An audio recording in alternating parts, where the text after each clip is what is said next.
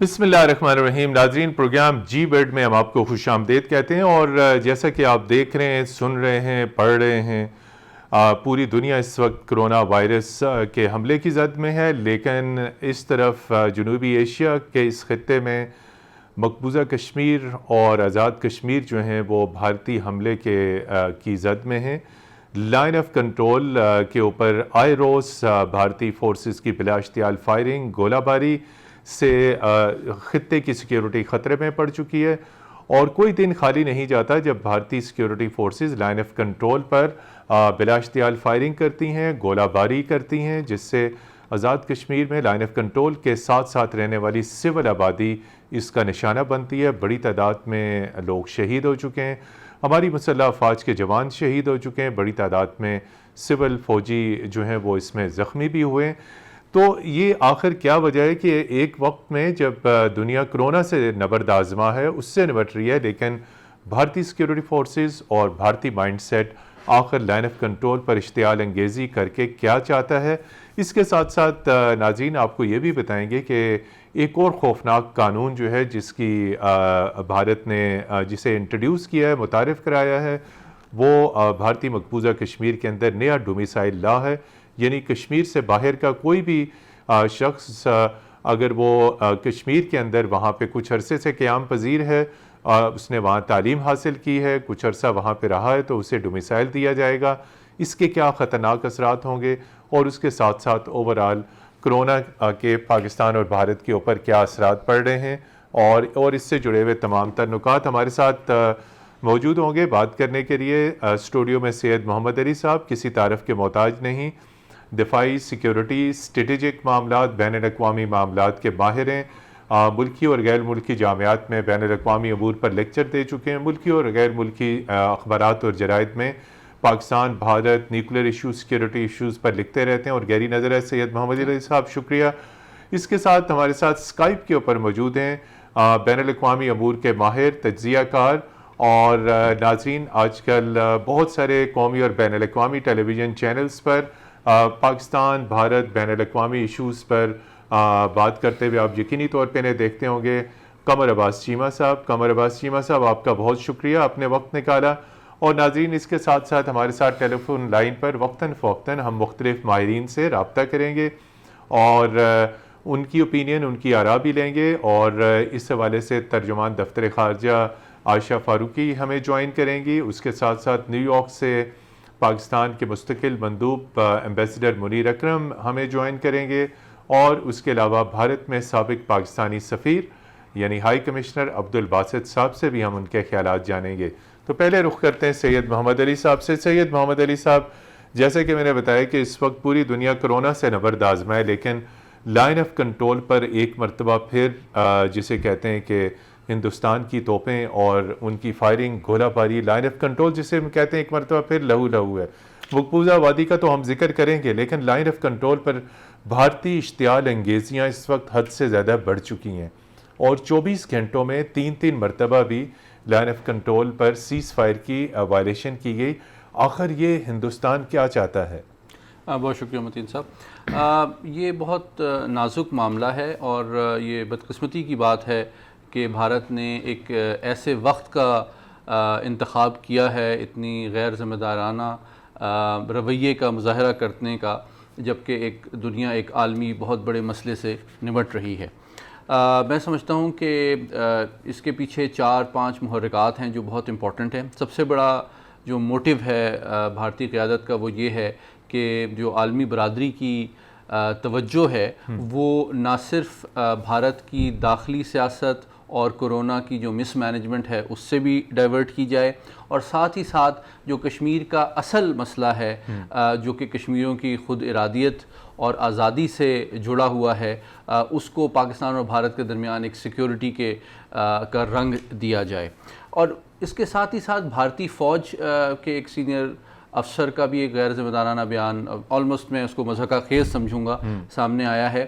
میں کہ سمجھتا لائن ہوں آف کنٹرول کی خلاف ورزی کا الزام پاکستان پہ لگایا گیا جی اس کے علاوہ کہ جی کچھ کورونا زدہ افراد کو شاید اس پہ ہم بعد میں بات کریں گے، لیکن آپ ان کا پہلے جواب دے دیں. جی تو دراصل جو بھارتی فوج ہے وہ اتنا بڑا ایک ادارہ ہے جس میں 12 لاکھ سے زیادہ افراد جس سے منسلک ہیں، اور اس کو ایک بہت بڑا بجٹ ملتا ہے جو کہ بھارت کے معاشی مسائل، بھارت کی غربت اور یہ کرونا کی جو وبا ہے اس کے حوالے سے ایک بہت بڑا پریشر ہے ان کے بجٹ پہ، جس کو جسٹیفائی کرنے کے لیے اس قسم کی غیر ذمہ دارانہ حرکتیں بھارتی افواج کرتی رہتی ہیں تاکہ وہ اپنی سیاسی قیادت اور عوام کو بے وقوف بنا سکیں کہ جی اصل مسئلہ بھارت کا غربت نہیں ہے، اصل مسئلہ ان کی بیڈ گورننس نہیں ہے، اصل مسئلہ بھارت میں بڑھتی ہوئی انتہا پسندی نہیں ہے، بلکہ اصل مسئلہ وہ ایک پاکستان کو ایک ڈائیورژن کے طور پہ استعمال کرتے ہیں. لیکن اس میں ان کی کوشش یہ ہوتی ہے کہ بھارتی فوج کو جو وسائل ملتے ہیں، جو بجٹ ملتا ہے، جو ہتھیار ملتے ہیں، ان کا سلسلہ جاری رہے. ایک ایسے ٹائم پہ یہ بہت افسوسناک بات ہے جبکہ پوری دنیا جو ہے وہ روایتی سلامتی سے ہٹ کے غیر روایتی سلامتی یا نان ٹریڈیشنل سیکیورٹی جس کو کہتی ہے، جس میں ہیومن سیکیورٹی کا ایسپیکٹ ہے، جس میں ہیلتھ سیکیورٹی کا ایسپیکٹ ہے، وہ ایک سب سے بڑے ایک گلوبل چیلنج کے طور پہ سامنے آیا ہے. تو انسان کی سیاسی قیادت، انسانی نسل کی کل علم، آپ کے مٹیریل ریسورسز، آپ کی ٹیکنالوجی، اس کا اس وقت فوکس اس وبا سے نمٹنا اور انسانیت کو اس بہت بڑے عالمی چیلنج سے بچانا ہونا چاہیے. میں نہیں سمجھتا کہ اس سے زیادہ غیر ذمہ دارانہ رویہ ایک ایسی ریاست کر سکتی ہے جو کہ عالمی سطح پہ ایک بڑی طاقت کے طور پہ اپنے آپ کو منوانا چاہتی ہے. جی بالکل، اسی نقطے کو آگے بڑھائیں گے. قمر عباس چیمہ صاحب، یہ تمام تر ہتھ کنڈے استعمال کر کے بھارت آخر کیا حاصل کرنا چاہتا ہے؟ ہم دیکھ رہے ہیں کہ نہ صرف جنوبی ایشیا کے تمام ممالک، خود ہندوستان اور دنیا پوری جو ہے اس وقت وہ کرونا سے نمٹنے میں نبرد آزمائے، لیکن بھارتی سیکیورٹی فورسز ہم دیکھ رہے ہیں یقینی طور پہ لائن آف کنٹرول پہ وہ جو کچھ بھی کر رہی ہیں وہ اپنی پولیٹیکل گورنمنٹ کے اشارے کے اوپر ہی کر رہی ہیں. تو آخر ایک طرف دنیا ایک اور بہت بڑے بحران کا شکار ہے، تو لائن آف کنٹرول پہ اشتعال انگیزی کا بھارتی مقصد کیا ہو سکتا ہے؟ دیکھیں، اس کا ایک تو پہلا جو زیادہ بڑا مقصد ہے وہ یہ ہے کیونکہ پوری ہیلتھ کوریج نہیں ہے انڈین آکوپائڈ کشمیر میں، اور پاکستان بھی کہہ رہا تھا اور انٹرنیشنل جو ہیومینیٹیرین باڈیز ہیں ان کی طرف سے بھی بات آ رہی تھی، بلکہ جو یونائٹڈ نیشنز کے جنرل سیکرٹری ہے وہ بھی کہہ رہے تھے کہ ایسے ڈسپیوٹڈ ایریے جہاں پہ کچھ معاملات خراب ہیں وہاں پہ حکومتوں کو چاہیے تھوڑا سا لینینسی شو کریں، تو بجائے اس کے کہ وہاں پہ انڈین آکوپائڈ کشمیر کے اندر پاکستان اور دنیا کی جو ڈیمانڈز تھیں کہ لوگوں کو ہیلتھ کوریج پراپر کی جائے، ان کو جو آئسولیشن ہے وہ کی جائے، ان کے ٹیسٹ کیے جائیں، تو انہوں نے کہا بجائے اس کے پاکستان دنیا یہ کہے کہ جی ہم وہاں پہ ٹیسٹ نہیں کر رہے، لوگوں کو پراپر ہیلتھ کوریج نہیں مل رہی، تو ہم ایسے کرتے ہیں کہ ہم ایل او سی کے اوپر جو ہے وہ معاملات خراب کرنے کی کوشش کرتے ہیں. اور آپ کو پتا ہے متین حیدر صاحب، یہ کوئی بات نہیں ہے. جب بھی انڈیا چاہتا ہے کہ دنیا کو بتائے کہ جو کشمیر کے اندر جو ایک انڈیجنس اسٹرگل ہے، جو کشمیری سڑکوں پہ نکل آتے ہیں، تو اس کو دکھانے کے لیے وہ ایل او سی پہ معاملات خراب کر دیتے ہیں. اسی لیے پاکستان نے ہمیشہ کہا ہے کہ جو 2003 کا سیز فائر ایگریمنٹ ہے اس کو فارملائز کر دیا جائے. یہ نواز شریف صاحب نے بھی اور پوری دنیا ہمیشہ پاکستانی پولیٹیکل لیڈرشپ نے اس کو کہا ہے کہ اگر آپ چاہتے ہیں کہ معاملات ٹھیک ہوں تو ہمارے ساتھ آپ بیٹھ کے لیگل ٹریٹیز کر لیں. اور مزے کی بات ہے، جب نریندر مودی صاحب نے سارک کا اجلاس بلایا کووڈ-19 کے اوپر، تو ہم سمجھ رہے تھے شاید انڈیا کوئی شاک ابزاربر لگانا چاہتا ہے پاکستان انڈیا کے تعلقات ٹھیک کرنے کے لیے. لیکن مجھے ایسے لگ رہا ہے کہ یہ جو بی جے پی کا اور انڈین ملٹری کا جو نیکسس ہے، یہ نیکسس معاملات خراب کر رہا ہے، اور یہ بی جے پی سے بھی آگے ایسے لگتا ہے آر ایس ایس اور انڈین ملٹری کا نیکسس ہے جو کہ مزید معاملات کو خراب کر رہے ہیں. سو اس کو بالکل غیر روایتی ہم تو دیکھ رہے تھے. بلکہ دیکھیں نا، یمن میں جو ہے وہ سعودی عرب اور حوثیز کے درمیان سیز فائر ہو گئی. یہ کشمیریوں پہ یہاں سیز فائر کیوں نہیں ہو سکتے؟ بالکل. قمر چیمہ صاحب ہمارے ساتھ رہیے گا. ہمارے ساتھ اس وقت ٹیلی فون لائن پر موجود ہیں ترجمان دفتر خارجہ عائشہ فاروقی صاحبہ. پروگرام جی ورلڈ میں ہم آپ کو خوش آمدید کہتے ہیں. گزشتہ کئی ہفتے سے ہم نے دیکھا ہے کہ لائن آف کنٹرول پر بھارتی بلا اشتعال فائرنگ، گولہ باری کا سلسلہ بڑھ چکا ہے، اور بھارتی forces line of control per civil آبادی کو مسلسل نشانہ بنا رہی ہیں. پاکستان جو ہے دفتر خارجہ اس حوالے سے بھارتی سفارتکاروں کو طلب بھی کرتا ہے. آپ یہ بتائیے کہ یہ اس کے پیچھے کیا محرکات ہیں؟ بھارت کن ایشوز سے توجہ ہٹانا چاہتا ہے؟ السلام علیکم متین وعلیکم السلام. آپ نے بالکل صحیح فرمایا کہ پچھلے کئی مہینوں سے، بلکہ اس سال کے 3.5 مہینے گزرے ہیں، اور اس مختصر مدت میں 765 دفعہ سیز فائر وائلیشنز بھارتی فوج کر چکی ہیں لائن آف کنٹرول پہ. اور اب یہ پیٹرن بن چکا ہے کہ ہمارے جو سویلینز ہیں ان کو ٹارگٹ کیا جاتا ہے ڈیلیبریٹلی، اور بڑی اس میں شہادتیں بھی ہوئی ہیں، سیریس انجریز بھی بہت سارے ہمارے معصوم شہریوں کی اور جو ولیجز میں رہتے ہیں ان کی ہوئی ہیں. اور یہ بہت افسوس کی بات ہے کہ جہاں پوری دنیا انٹرنیشنل کوآپریشن کو فروغ دے رہی ہے، کیونکہ پوری انسانیت کے اوپر ایک بہت بڑا چیلنج آیا ہے یہ کرونا وائرس کی حوالے سے، بھارت اپنی پرانی روش پہ، پرانی ڈگر پہ ابھی بھی بضد ہے. اور جو Indian occupied Jammu and Kashmir میں ہو رہا ہے، اور جو لائن آف کنٹرول پہ ایک بربریت انہوں نے برپا کی ہوئی ہے، یہ بہت کلیئر ہے کہ یہ کیوں ہو رہا ہے.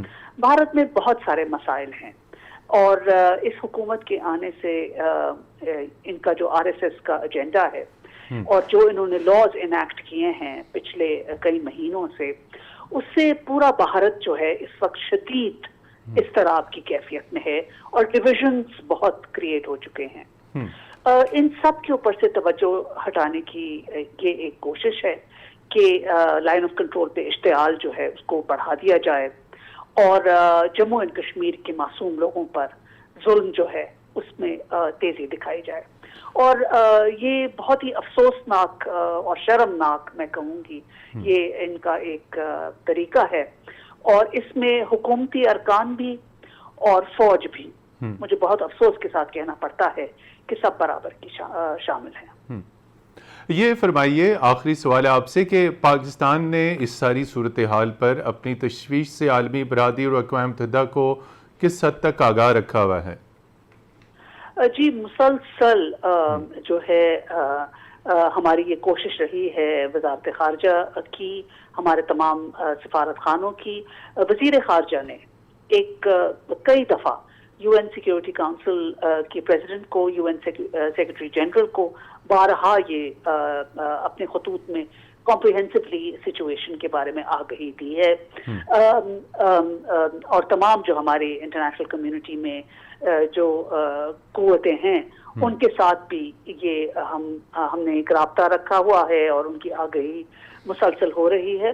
اور آپ اس کا رزلٹ دیکھیے کہ آج پوری دنیا میں بھارت کا جو اصلی چہرہ ہے وہ بالکل بے نقاب ہو چکا ہے، اور لوگ جان چکے ہیں کہ بھارت جو ہے وہ نہیں ہے جو جس کی بنیاد نہرو یا گاندھی نے رکھی تھی. جی بہت شکریہ. ہمارے ساتھ ٹیلی فون لائن پر موجود تھی ترجمان دفتر خارجہ آشیا فاروقی صاحبہ. جی یہاں پر لیتے ہیں ناظرین ایک بریک کے بعد اس موضوع پر گفتگو جاری رکھیں گے. ہمارے ساتھ رہیے گا.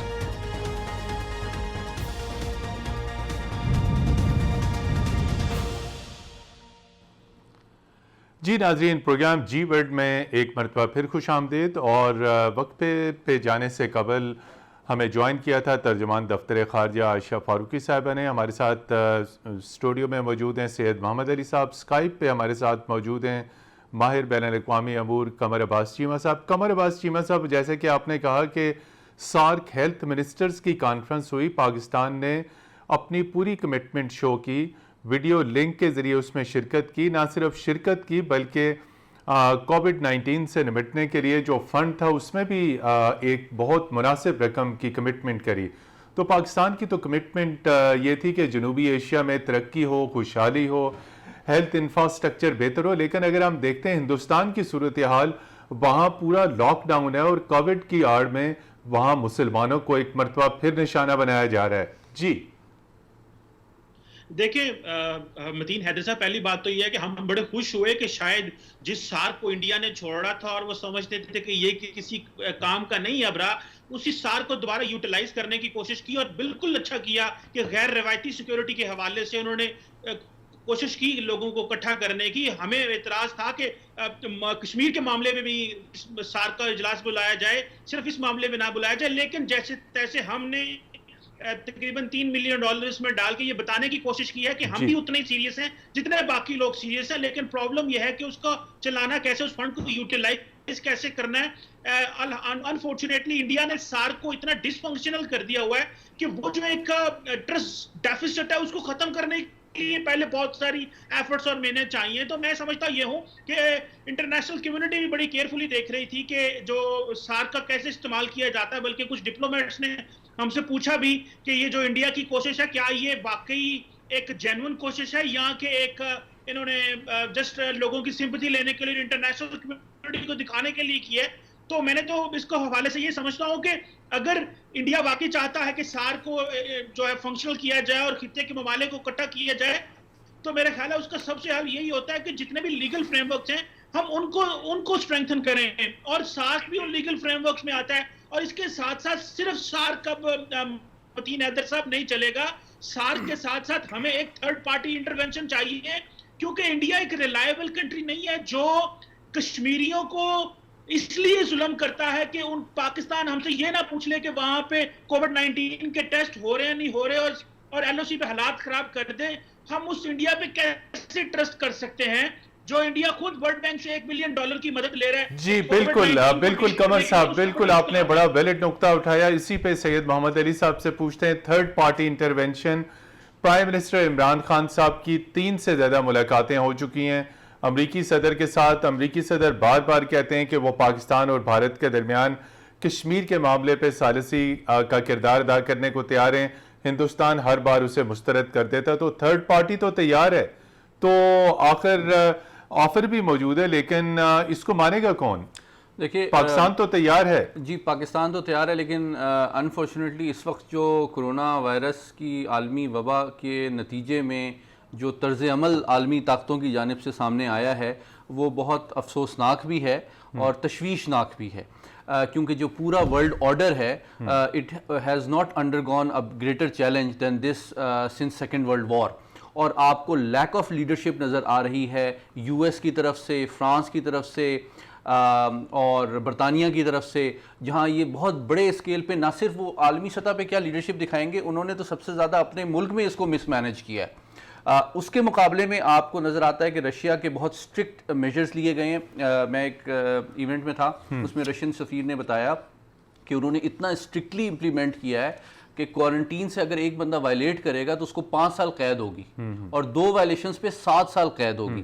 چائنا سخت ترین اقدامات کیے گئے، لیکن اس کا پہلے جواب ہاں میں اسی طرف آ رہا ہوں. تو چین آپ کو نظر آتا ہے ان تمام P5 کنٹریز میں واحد ریاست، واحد قوت ہے جو کہ ابھری ہے، جس نے 80 سے زیادہ ممالک کو میڈیکل ہیلپ بھی پرووائڈ کی ہے، اسسٹنس بھی پرووائڈ کی ہے، اور دنیا کی 20% آبادی چائنا میں رہتی ہے. اس نے اس کو مینج کرنا اٹ سیلف ایک بہت بڑی اچیومنٹ ہے، اور اس نے اپنے نالج کو، اپنے ٹیکنالوجی کو، ریسورسز کو اسپیشلی پاکستان کے حوالے سے بہت فرینکلی اور فریلی شیئر کیا ہے. اس میں بہت امپورٹنٹ ٹرمپ کی جو آفر ہے میڈیشن کی، دیکھیں وہ میڈیشن کی آفر میں سمجھتا ہوں ایک وربل ایک انٹینٹ کا ایکسپریشن تو ہے، لیکن اس کو مٹیریلائز ہونے کے چانسز بہت کم ہیں.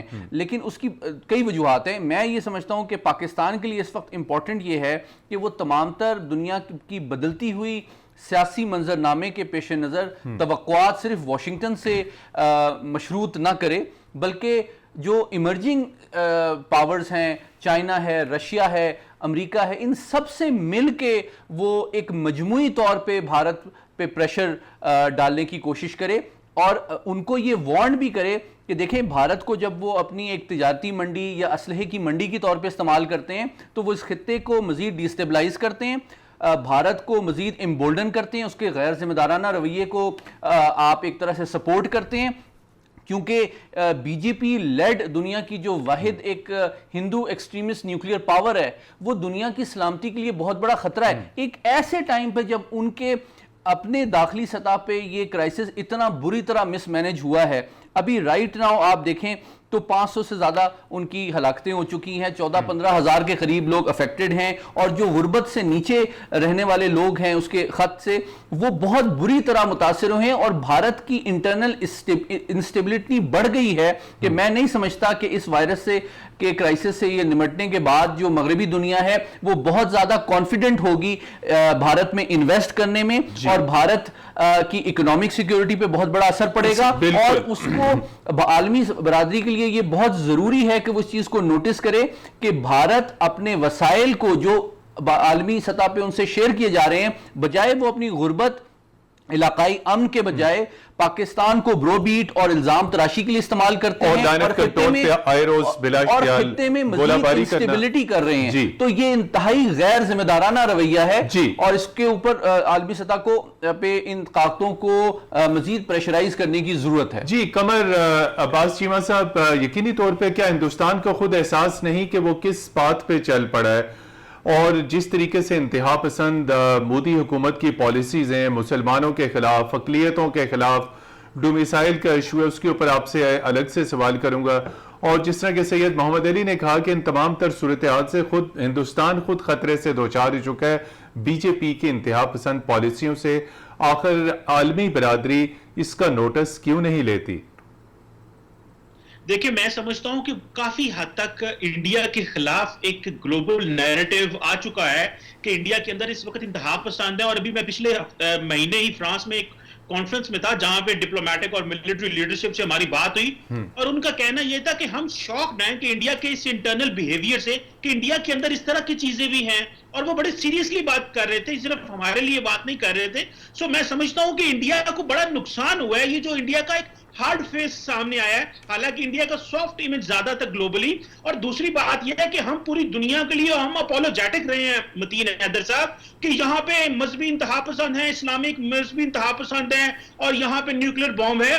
بھائی اگر ایک انتہا پسند انڈیا میں ہے, ہمارے تو انتہا پسند جو ہیں وہ تو سارے اس وقت پارلیمنٹ میں تھے, انہوں نے کہا جی کہ ہم تو جو قانون کی جنگ میں آئے گا, قانون کے دائرے میں آئے گا, جو الیکشن لڑے گا وہ پارلیمنٹ میں, آج باقیوں کو ہم نے ختم کر دیا. لیکن انڈیا کے اندر اس وقت انتہا پسند ہندو مذہبی انتہا پسند پارلیمنٹ کے اندر ہے, اور نیوکلیر بٹن ان کے ہاتھ میں ہے.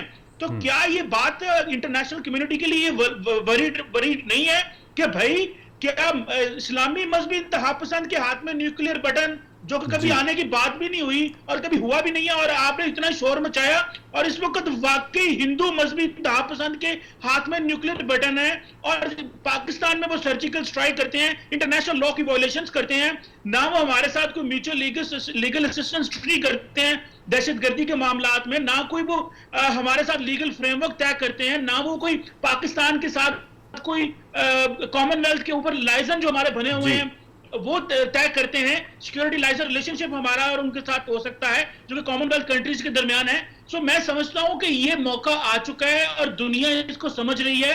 ٹھیک ہے انڈیا ایک بڑا ملک ہے, گلوبلائزیشن, بڑی مین پاور ہے, بڑے بلینئرز ہیں وہاں پہ, لیکن انڈیا کا ایک ہارڈ فیس کا دنیا کو پتا چل چکا ہے. اور مودی صاحب نے 2014 سے لے کے, ایک تو جب سے وہ آئے سیز فائر وائلیشن سب سے بڑھ گئی ہیں, اب سارا پیٹرن 2014 سے لے کے 2020 کا دیکھ لیں.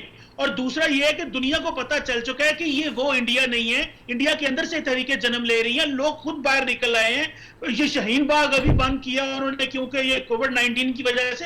میں سمجھتا ہوں کہ دنیا کو پیغام جا چکا ہے, اب ہمیں کنسسٹنسی رکھنی چاہیے اور کشمیر کے مسئلے کو چھوڑنا نہیں چاہیے. بالکل ہم مرضی بالکل نیچے کر لیں. بڑا عام نقطہ انہوں نے کہا کہ یہ تو پہلے پاکستان پہ کہا جاتا تھا کہ جی نیوکلیر بٹن پاکستان کے پاس ہے, اسلامک نیوکلیر بام. بڑا عام نقطہ انہوں نے ہائی لائٹ کیا. یہی انتہا پسند حکومت, بھارتی حکومت, اور آپ نے دیکھا کہ گزشتہ برس 27 فروری کو وہ میزائل سے یقینی طور پہ وہ حملہ کرنے والے تھے. آپ کتنا سمجھتے ہیں لائن آف کنٹرول سے آگے کوئی میزائل یا جوہری حملے کا خطرہ بھارت کی جانب سے موجود ہے, چونکہ سرجیکل سٹرائکس کی تو وہ دھمکیاں کب سے دے رہا ہے؟ دیکھیے بھارت کا جو رویہ ہے وہ کمبینیشن ہے ایک، جس طرح میرے ساتھی نے کہا، ایک بہت ہی ایک تنگ نظر ہندو ایکسٹریمسٹ آئیڈیالوجی اور بڑھتے ہوئے ان کے اسٹریٹجک اور کنونشنل آرسنل کا. اب اس کو جسٹیفائی کرنے کے لیے وہ پاکستان کو ایک وپنگ بوائے کے طور پہ یوز کرنا چاہتے ہیں. ہماری سفارتکاری، ہمارے تھنک ٹینکس، ہمارے اکیڈیمیا، ہمارا میڈیا، اس کی یہ ذمہ داری ہے کہ وہ دنیا کو بتائے کہ بھارت اس وقت ایک لینڈ آف اپرچونٹی نہیں ہے، ایک انسٹیبل ریاست ہے جو کہ دنیا کے لیے ایک سیکیورٹی رسک ہے، خطے کے لیے بھی اور دنیا کے لیے بھی خطرہ بن چکی ہے. اس لیے اس کا اتنی غیر ذمہ دارانہ قیادت کے ہاتھ میں یہ ایٹمی ہتھیار، جن کی تعداد اور مقدار میں وہ دن دگنی رات چگنی ترقی کر رہے ہیں. آپ جانتے ہیں کہ 26 بھارتی نیوی کے جو سیلرز ہیں وہ آفیشلی مانا ہے بھارت نے کہ وہ انفیکٹ ہوئے ہیں، بالکل جس طرح امریکہ کے سیلرز ہوئے تھے کرونا وائرس سے. تو دیکھیں ان کی اتنی بڑی جو فوج ہے اس کے اندر بھی یہ نظر آ رہا ہے کہ وہ سیفٹی سیکیورٹی کے مسائل بڑھ رہے ہیں. وہ ان کے اندر یہ ایبلٹی نہیں ہے کہ وہ ان ہیومن سیفٹی سیکیورٹی کا انشور کر سکیں. انڈیا کا جو نیوکلیئر انفراسٹرکچر ہے وہ بہت بڑا ہے اور اس کے اندر سیفٹی سیکیورٹی کے بہت سے مسائل پچھلے کئی دہائیوں سے نظر آ رہے ہیں اور دنیا اس سے صرف نظر کر رہی ہے. اس کا بھی خطرہ ہے کہ وہاں جو انسرجنسی اور آزادی کی تحریکیں بھارت کے اندر چل رہی ہیں وہ ان خطوں میں جہاں پہ ان کی مائنز ہیں، جہاں پہ ان کے ریئیکٹرز ہیں، جہاں پہ ان کے سٹاک پائلز ہیں، جہاں پہ ان کا آرسنل موجود ہے. تو یہ وہ بہت بڑا دنیا کے لیے ایک عالمی سلامتی کو خطرہ ہے جس کو دنیا کی لیڈرشپ، دنیا کے سفارتکار، دنیا کے تھنک ٹینکس اور اکیڈیمیا نگلیکٹ کر رہا ہے اور انہیں اس کا نوٹس لینا چاہیے. یقینی طور پہ اس نقطے پہ گفتگو جاری رکھیں گے. ناظرین یہاں پر لیتے ہیں ایک بریک کے بعد آپ کی خدمت میں پھر حاضر ہوں گے. ہمارے ساتھ رہیے گا.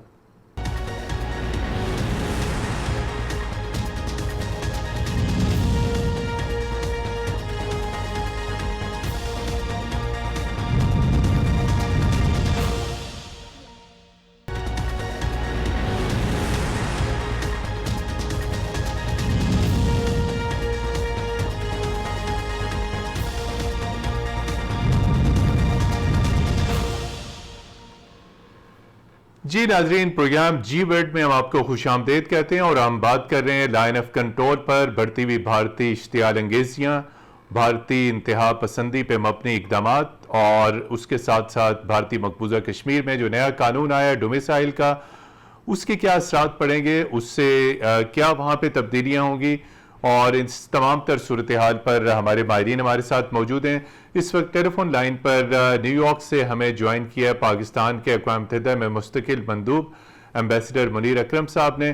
ایمبیسڈر منیر اکرم صاحب، السلام علیکم اور آداب.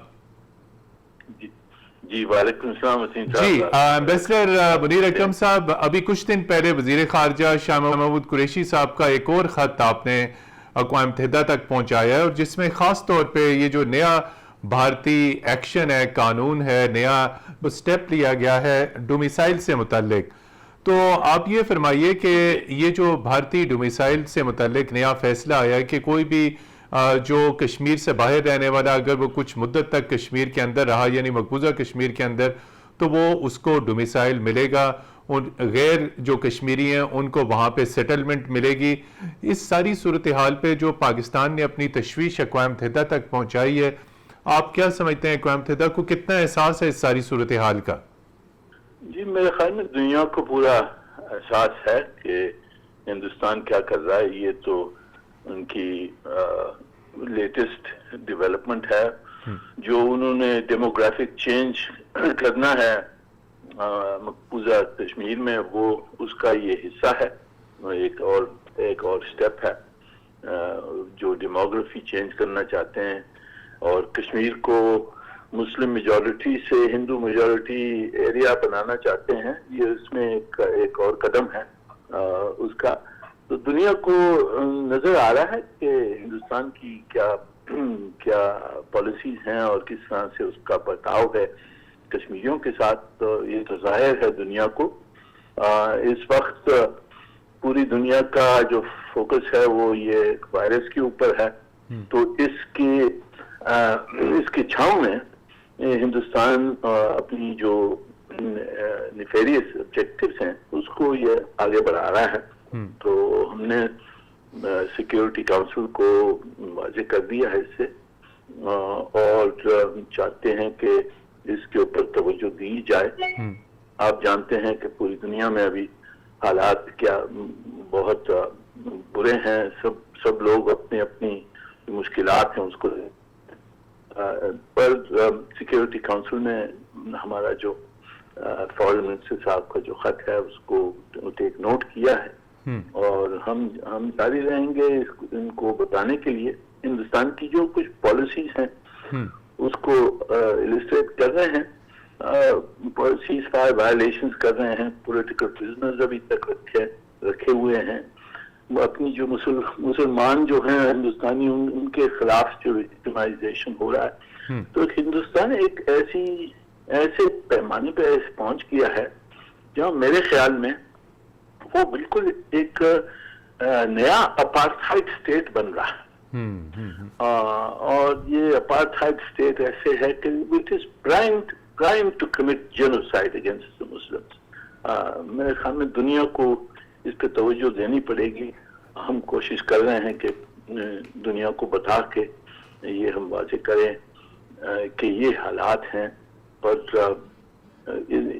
یہ کووڈ-19 کی وجہ سے دنیا کی جو پوری اٹینشن ہے وہ مختلف ہے فی الحال.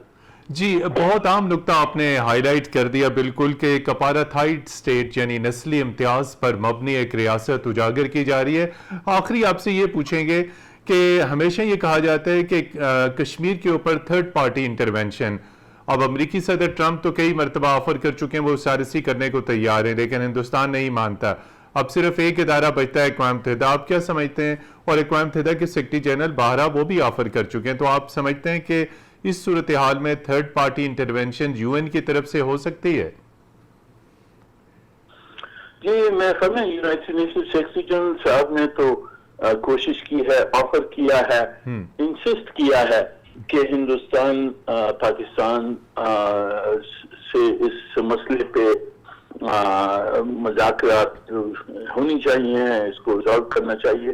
پر آپ جیسے دیکھ رہے ہیں کہ ہندوستان کا جو آج کل برتاؤ ہے ان حالات میں وہ کوئی مذاکرات کے لیے تیار نہیں ہے نہ. اور ہم نے بھی یہ کہا ہے کہ جی جب تک یہ جو کنڈیشن جو پابندیاں لگائی ہیں کشمیریوں پہ, جو زیادتی کر رہے ہیں, جو پولیٹیکل پرزنرز رکھے ہوئے ہیں, ان کو ان سب کو ریورس کرنا چاہیے ہندوستان کو. ادروائز مذاکرات سے بھی کچھ نکلے گا نہیں اگر یہ پالیسیز انہوں نے ریورس نہیں کی. تو ہم نے یہ پریشر ہم رکھیں گے کہ یہ جو پالیسیز ہیں ہندوستان کی ان کو چینج کرنے کی ضرورت ہے, اور اس پہ ہم دباؤ رکھیں گے.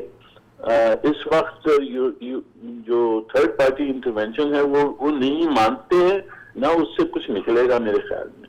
جی, بہت شکریہ. ہمارے ساتھ ٹیلی فون لائن پر نیو یارک سے موجود تھے اقوام متحدہ میں پاکستان کے مستقل مندوب ایمبیسڈر منیر اکرم صاحب, آپ کا بہت شکریہ. ٹائم کم ہے. سید محمد علی صاحب, ڈومیسائل کے پیچھے بھارتی کیا عزائم اور گیم ہے؟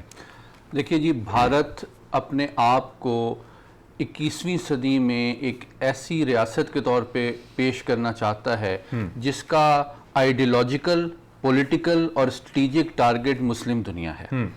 دیکھیے, کشمیر ایک بیٹل فیلڈ ہے جہاں پہ چونکہ وہ ولنریبل ہیں اور معصوم ہیں, اور تو ان کو وہ فزیکلی طور پہ ایکسٹرمینیٹ کرتا ہے, ایلیمینیٹ کرتا ہے, ان کے ساتھ جو کچھ ناروا رویہ ہو سکتا ہے وہ روا رکھنے کی کوشش کرتا ہے. ہمسایہ ملک جو سب سے زیادہ اس کے راستے میں رکاوٹ ہے ایک علاقائی اور عالمی سطح پہ ایک بڑی طاقت بننے کے لیے, وہ پاکستان ہے. تو اس قسم کی حرکات, جس طرح 765 دفعہ انہوں نے سیز فائر کی وائلیشن اس سال کی, 3351 دفعہ پچھلے سال کی, یہ اس طرح کا غیر ذمہ دار رویہ وہ پاکستان کی طرف رکھتا ہے تاکہ وہ پاکستان پہ بھی پریشر رکھے اور اپنی داخلی مسائل سے اور مس مینجمنٹ اور بیڈ گورننس سے ڈائیورٹ کرے اٹینشن. اور تیسری سطح اس کی یہ ہے کہ اپنے ملک میں بھی وہ جو مسلمان اقلیتیں ہیں ان کو آئسولیٹ کرتا ہے, ان کو ڈس انفرینچائز کرتے ہیں, آئسولیٹ کرتے ہیں اور ان کے ساتھ زیادتیاں کرتے ہیں.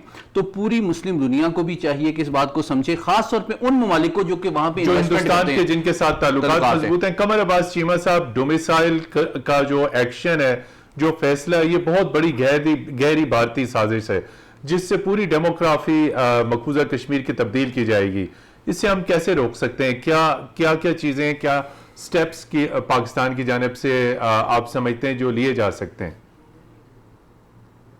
دیکھیے پاکستان کے پاس تو صرف political, diplomatic and moral tools ہی ہیں متین حیدر صاحب، لیکن میرا خیال ہے کہ ابھی ایک موقع آ گیا ہے دوبارہ کشمیریوں کے پاس کہ وہ جتنی زیادہ ایک لوکل سٹرگل کر سکیں جس کو ہم سپورٹ کرتے ہیں، وہ لوکل سٹرگل سے ہی دنیا کو بتا سکتے ہیں۔ ویسے تو دنیا کے کان پہ اتنی کوئی جوں نہیں رینگتی اور نہ ہی وہ کوئی اس طرح کے لوکل سٹرگل کو جہاں پہ بھی آکوپائڈ ٹیریٹریز ہیں وہ دھیان نہیں دیتے، لیکن ان کو پھر اس کے کانسیکوینسز بھی سمجھنے ہوں گے کہ اگر اس طرح کی لوگوں کے جو رائٹس نہیں سمجھے جائیں گے تو پھر جو گلوبل ایک آرڈر ہے وہ ویسے ہی تبدیل ہو رہا تھا۔ ٹرمپ صاحب بڑے ڈیفینسو ہیں، چائنا اوفینسو ہے، اور کووڈ 19 نے تو مزید جو گلوبل پاورز ہیں، جو ویسٹرن پاورز ہیں، ان کو مزید ایک اور موڈ پہ لا کے کھڑا کر دیا ہے۔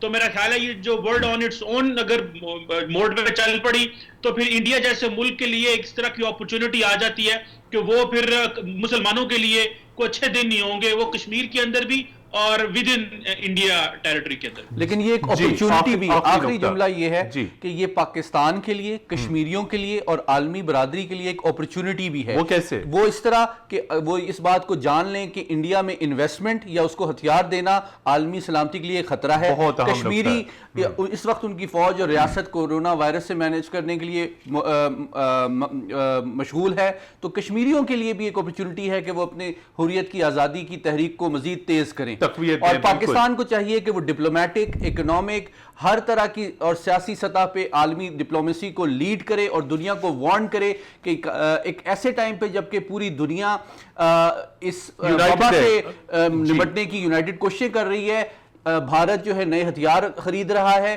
اور کشمیریوں کو قتل عام کر رہا ہے اور پاکستان کے اوپر فائرنگ کر رہا ہے۔ جی بالکل ناظرین، یہ تمام تر صورتحال لائن آف کنٹرول پر بھارتی اشتعال انگیزیاں، اس کے ساتھ ساتھ مقبوضہ کشمیر کے اندر ڈومیسائل کا نیا ڈھونگ، یہ تمام تر صورتحال جو ہے وہ پاکستان کے لیے، کشمیریوں کے لیے ایک اپرچونٹی ہے۔ اپنا بیانیہ عالمی برادری کے سامنے رکھیں اور کشمیریوں کو چاہیے کہ وہ مقبوضہ کشمیر کے اندر بھارتی ظلم اور بربریت اور استبداد کے خلاف اپنی جدوجہد کو تیز کریں۔ اس تمام تر بھارتی صورتحال سے نہ صرف خطے کو بلکہ عالمی امن اور سلامتی کو شدید خطرات لاحق ہو چکے ہیں۔ ہمارے ساتھ موجود تھے سید محمد علی صاحب، پروفیسر قمر عباس چیمہ صاحب، اور ٹیلی فون لائن پر ہمیں مختلف شرکاء نے جوائن کیا۔ آپ سب کا بے انتہا شکریہ۔ ناظرین، اگلی اتوار تک کے لیے پروگرام جی ورڈ کی ٹیم کو متین حیدر کے ساتھ دیجیے اجازت۔ خدا حافظ۔